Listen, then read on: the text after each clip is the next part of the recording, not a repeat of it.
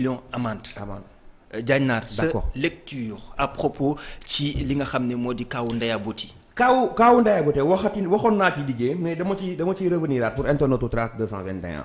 frère gis nga xale yu jigéen ñi nekk ci réseaux sociaux bi di yëngatu ci wàllum tontine sunu maam yi wala sunu tante yi naan natt bu njëkk ñun Gossas sunu tante yi natt yeen daan def bu ñu añee pare ñu lal seen basang teg seen leket 17h bi ñu sol seen taille basse daagu dégg mbaay ba ci koñ ba kër gi seddu ñu dajaloo ñoom ñëpp ku ne génn seen 1000 francs 2000 ñu dajaloo teg seen biir jamono yooyu xamala lañ ko daan doyee frère. buñ tabaskee ba sa suba sa ñu organiser seen ay jàng 1000 francs yooyu ak 2000 yooyu ñu doon natt ci koñ bi. moom la ñuy jël def ci seen ay jàng.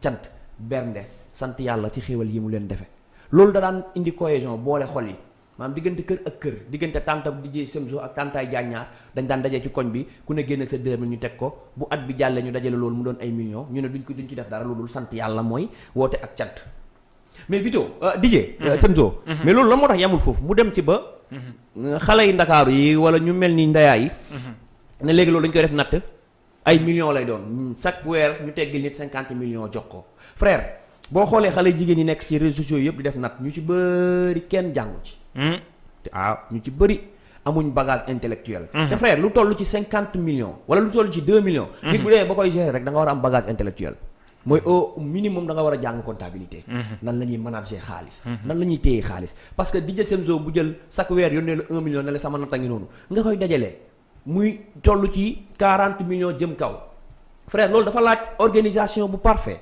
loolu dafa laaj ragal yàlla loolu dafa laaj lii alalu jàmbur la te dëkk bi su mu toll nii DJ munoo nekk ci ay problème ay millions nekk sa pochette munul ne c'est-à-dire munoo yor 40 millions am problème mu fay location am problème mu dund am problème mu nangam ak i nangam maa ngi gis réseaux sociaux yi ñuy génne ay togg yu mu daan def ñu ne ci xaalis boobu la ko daan defee dem seeraat jënd ay nagam dem jënd ay légumes doon toog ak ay copinam tey bu subaa mi ngi dem Dubaay bu gannaaw subaa mi ngi nangam ak nangam waxuma ni ci xaalisu jàmbur yi la ko doon defee mais ku yor xaalisu jàmbur da ngay moytu te DJ maam Serap Fall dafa am lu am solo lu mu wax mu ni àdduna lu doy amu fi doy lu moo fi am gis nga waxu maam Serap Fall boobu noonu boo ko doon dundee man ma koy dundee sénégalais yi ñu si daan doon ko dundee man personnellement Diagne Nar maa jël samay engagement wàcc ci maam Serap Fall ni ku kuy dundee waxu Serap Fall boobu noonu di nga dund ci àdduna ba ñu suul la doo am problème àdduna maa lay wax lu garaaw mooy àdduna lu doy amu fi doy loo fi am ku koy dundee maam ngay dundee loolu waxi Serap Fall boobu noonu di nga dund ba ñu suul la doo am problème àdduna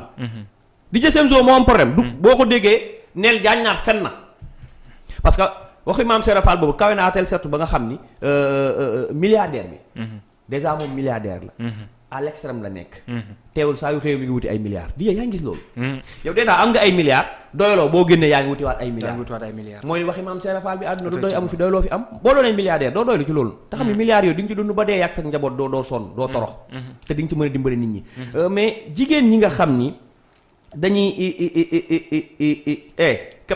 Capital SN sa copain moo lay nuyu de Semzo yokkal sa nopp yokkal sa nopp yi Capital SN sa copain kii nu mu tudd waaye nu mu tudd waaye Capital SN as la xam nga as daa fa as ñu ngi lay char frère as ñu ngi lay bëgg bu baax a baax sunu réalisateur boobu noonu ñu ngi koy nuyu bu baax a baax a baax mais frère juste pour wax la rek que ni nit mën nga nekk ci àdduna di dund yor di de est-ce que xam ne nit mën na yor 100 francs di ko 100 000 francs di ko dundee du am problème àdduna effectivement xam nga kañ ngay am problème di jël sa 100 000 francs yi nga xeeb ko ne 500 000 la war a dëgg yaa ngi wax yéen mais di jël yaa ngi yor 100 000 francs bëgg a jël appartement boo xam ne 200 000 nga war a fay déjà 100 000 de plus ñëw na lan ngay dundee def loo mën looy lekk looy naan booy def loo mën wax loo mën baat yi borom tubaab mooy tëdd di nelaw te numéro inconnu bu la woo di nga ko jël numéro masqué da ngay jël numéro privé da ngay jël boo fexe ba sa àdduna ñett yi nii ñett numéro yi nga koy jël jàppal ci àdduna bi kenn gënu laa dal xel yow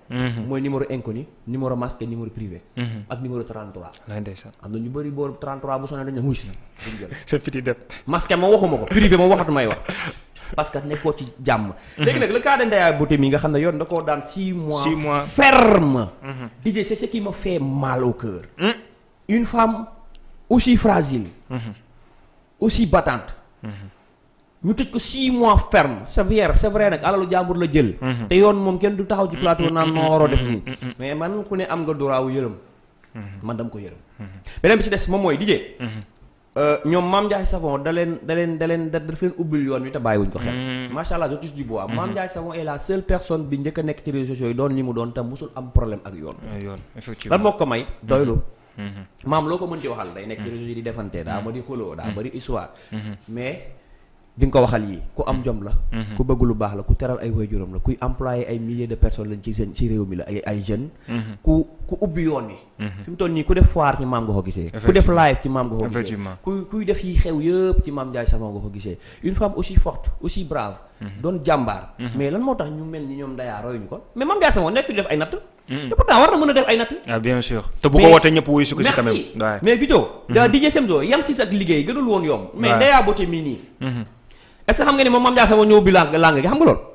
waaw bokk na ci njëkk ñoom ñaar ñoo njëkk a créé tendance. effectivement ba bii di invité leen ko ak confrontation. effectivement waaye mais Ndaya Beauté normalement fi Mame Ndiaye toll fa la woon toll.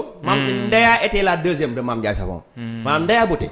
bu continué woon tendance boobu moom ak Mame Ndiaye Savon boo tuddee Mame Ndiaye Savon force da nga tudd Ndaya force parce que ñoom ñaar ñoo lancé woon moom lancé boobu doon concurrence ci réseaux sociaux yi li ngay jaay baaxut maay jaay lu baax xeesal baaxut gis nga Ndaya Beauté bu yemoon ci business boobu noonu business yu jaay produit xeesal dina doon une femme fortunée. doo dégg mukk joojogaloo ci kawam. doo dégg mukk immeuble joojogaloo ci kawam. doo dégg mukk immeuble tout asu ci kawam. doo dégg mukk ay Rema business yi ngay dégg. wala ay Eva séduction xaw ma ñooñu ngay dégg noonu doo leen dégg mukk parce que elle était la deuxième de Mame Ndiaye Savon. effectivement mais la vache il faut se concentrer ci business yi ngay démarrer gis nga sa business boo ko démarrer bu la kenn jàppaloo ci sa business. non booy lii xew na de boo ko defee di nga am xaalis. mais Diagne foofu laay ñëw kii parce que est-ce que tamit ñoom ñi nga yaa ngi koy wax ki nga xam ne moo di Ndaya Beauté. bañ ne Mame Ndiaye Savon moom nga ci woon mais est-ce que tamit ñoom dañuy dem ba succès bi da leen di pousser ñu def leen loo xam ne tamit naan léegi succès bi commencé na dugg. gars yi ñoo ngi leen commencé suivre. ñoo ngi demalante ci kii artistes yi di dem ak ñëw ñu ne bu ñu defee genre yooyu noonu nii ñu ci wuyu si ba ndogal bi daal di koy dab. loolu li ko waral lu bëri mooy ñàkk a bàyyi xel sa business biy dox. frère business bi may indil par mois 100 000 moo ma gënal ma dugg ci business su jàmbur boo xam ne dama ciy perte par mois 100 000. xaw ma nag comprendre nga li ma la wax bu baax. waaw yow sa business moom moo doon jaay xeesal. chaque mois mën nga def benn bénéfice su 100 000. lu ndaw laa jël estimé la. nga génn si business su jaay xeesal. mais dem dugg ci business boo xam ne ay spa la. spa déjà produit yi ni mu chéré. parce que ay dernière génération la. dugg ci ay tontine. déjà yaa ngi def deux choses à la fois doo mën a maîtriser ndoo ñaar yëpp. mais sëñ bi Mame Ndiaye Savon lan la jaay. produit cosmétique xeesal. waaw ca la yam de. xam nga la ci dolli ci place am te ci place am da ko teg de. dàll saak effectivement. dàll saak dem Dubaay ñëw jënd jaay ay dàll saakam. Ndaya Beauté bu yemoon ci jaay xeesal. tey jii yaa ngi dégg immeuble Ndaya Beauté. tey jii yaa ngi dégg place su Ndaya Beauté bu ñu inauguré waat. tey jii yaa ngi dégg am Mame Ndiaye Savon am Ndaya Beauté. lii nii dal Ndaya Beauté. ça va servir de leçon à tous les femmes là toutes les personnes yi nga xam ne dañoo nekk ci réseau. war nañ prêter attention di def benn business. frère. sooy def business bu la kenn ñëw naan la parce que day am Sénégal daal bëri loolu DJ Semzo day nekk ci benn business su lavage koñam muy dox nice muy def par mois 500 000 am ko ñëw benn jàññaar mu ëppal ko mais booy fils booy gis naa beneen business booy business bi nangam ak nangam la ci DJ Semzo jël bénéfice yu lavage ba. dem def ko ci business boobu noonu perte les deux à la fois. il faut se concentrer ci business yi ngeen commencé te yam ci te xaar yàlla te xam ni business buy dox ndànk-ndànk moo gën business boo xam ne doxut.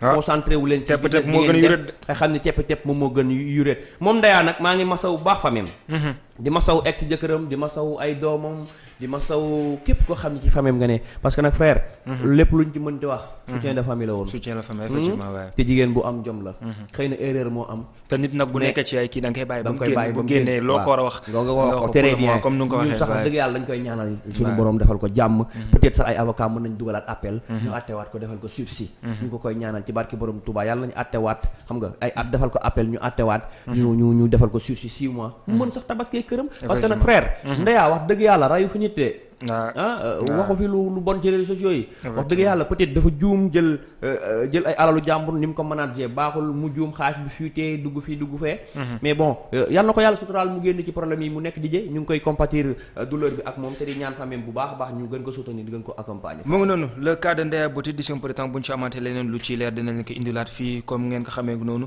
nu ko Diagne naan waxee dañuy enchaîner ak suñu beneen point mais Diagne. waaw mais Diagne ci mbiru borom ñaari tur yi. waaw dafa mel ni ba tey dafa indi benn impact sur les réseaux wala benn dualité entre ñenn ñi nga xam ne sax duñ ci bokkuñ sax ci borom ñaari tur yi mais andi na ay affaires yu sew a sew daal. waaw barki dem su ma jum démb yaa ngi doon suivre live ki nga xam ne Modou Mbaye.